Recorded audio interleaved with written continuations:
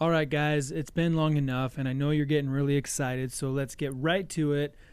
Let's talk really quickly about keyframing in Final Cut Pro. Here we go.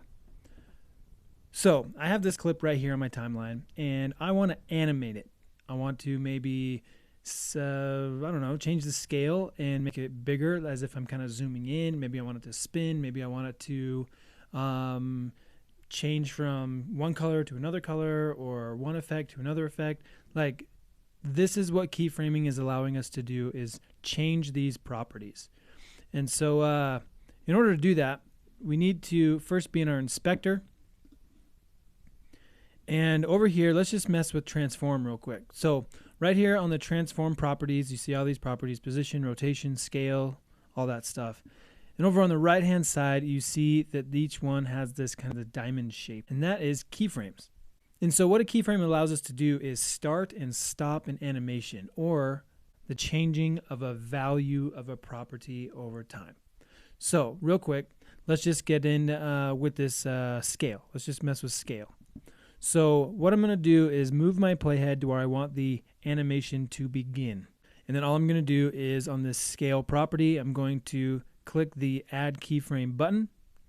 And now you see that it turns these yellow because it's added a keyframe right where that playhead is. Then what I'm going to do is move the playhead forward to where I want the animation to end. And all I'm going to do is adjust the value of that particular property. So I'm going to mess with the scale. So now if you look at this, over time, over the length of the clip, it zooms in. Okay, I'm essentially changing the scale. So I have a keyframe at the beginning and I have another keyframe at the end.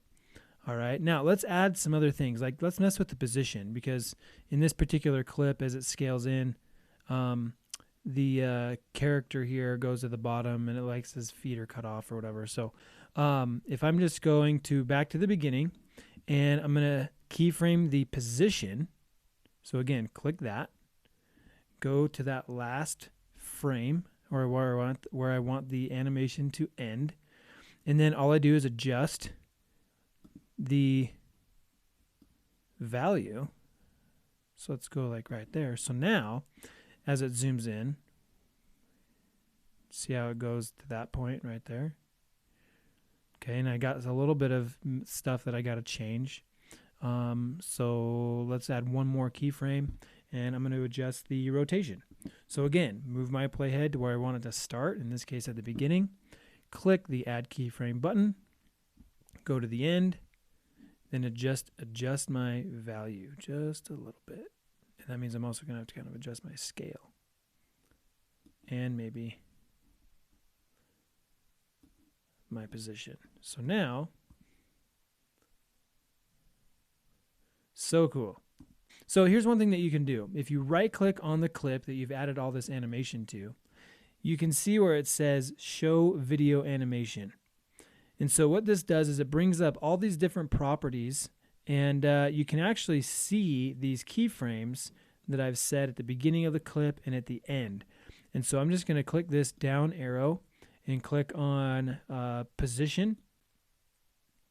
And you can see that I have these keyframes here, and I can actually move them. So let's decide that I want to have this end a little earlier. Then I just move that keyframe down and it'll end right there now. Another thing that this does is if you feel that your animation is too slow, then you can actually move these keyframes closer together and the animation will happen faster.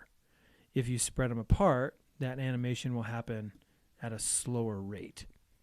So you can actually mess with your keyframes here. You can also delete keyframes by selecting it and just hitting delete, and it makes as if those keyframes never happened. And so this is a pretty handy little tool. And then when you're done editing or moving them around or doing what you want to do, then you just hit the X and it's gone. One last thing that I want to show you is how you can actually keyframe effects. So I'm going to go to my effects, and let's just add this black and white. So it makes it black and white. And I can actually keyframe this to go from color to black and white, or black and white to color. And so let's do that now. So I'm going to move my playhead here. Maybe I want it to start about there. And I'm going to change my amount to 0 because I want it to be in full color when I start. Then what I'm going to do is you'll see that this property has the keyframe button. So I'm going to click add a keyframe. I'm going to move my playhead forward, adjust the amount, and that's it. Check this out. So it starts in color, then boom, transitions to black and white, and that's how it stays. All right, there's one more thing that I want to show you, and that is you can also keyframe music or any other type of audio. So I have this song. I'm going to go ahead and bring it down here. Let's cut it because I don't need it. So I have this song here, and one thing that I want to do is fade it out, and that's pretty easy because all I need to do is click on this little balloon guy and drag it in, and so now that's actually going to fade out. But another thing that I can do is actually adjust the volume during the clip. And so this one's pretty easy. If you see this line right here, if you hold down Option on the Mac and you click, that creates a keyframe. And then click again, that creates a keyframe. And so now I can actually have this be really quiet, and then it gets a little bit louder. And then maybe I play it to here, and then here, and it gets a little quieter, and then it fades out. So you can actually adjust the levels of your audio with keyframes as well by holding Option and clicking on that line. So there you have it. There's keyframing. It's really pretty basic.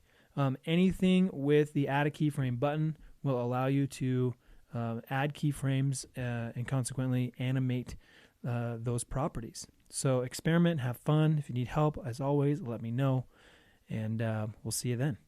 Thanks.